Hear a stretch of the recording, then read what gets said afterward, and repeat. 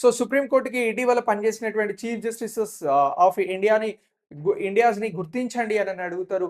అలా సిజేఐస్ గురించి అడిగితే క్వశ్చన్ మనం ఇక్కడ డివై చంద్రచూడ్ గారు 50వ చీఫ్ జస్టిస్ ఆఫ్ ఇండియాగా చేయడం జరిగింది. ఆ తర్వాత ఖన్నా గారు చేశారు. ఆ తర్వాత బిఆర్ గవాయ్ గారు చీఫ్ జస్టిస్ ఆఫ్ ఇండియాగా ఉన్నారు. ఆ తర్వాత నెక్స్ట్ సూర్యకాంత్ గారు ఉన్నారు అనేటువంటి అంశాలని మీరు ఇక్కడ ఆన్సర్ చేయాల్సి ఉంటుంది. ఈ పాయింట్ ఆఫ్ వ్యూలో క్వశ్చన్స్ వస్తాయి. వీటికి ఆన్సర్స్ చేయడం అనేది వెరీ వెరీ ఇంపార్టెంట్. సో ఇలా ఈ అంశాన్ని మీరు ఎగ్జామినేషన్ పాయింట్ ఆఫ్ వ్యూలో అప్డేట్ చేసుకోవాల్సి ఉంటుంది.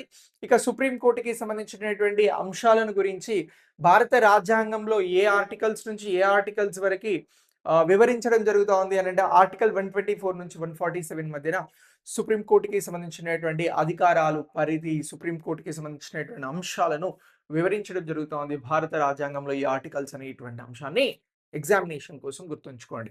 సో ఇలా కరెంట్ ఇష్యూలో కరెంట్ పాలిటీగా ఇది మనం గుర్తుంచుకోవాల్సినటువంటి ప్రధానమైనటువంటి అంశం. సో సుప్రీం కోర్టు అనేది అత్యున్నత న్యాయస్థానం, ఎపెక్స్ కోర్ట్ ఆఫ్ ఇండియా.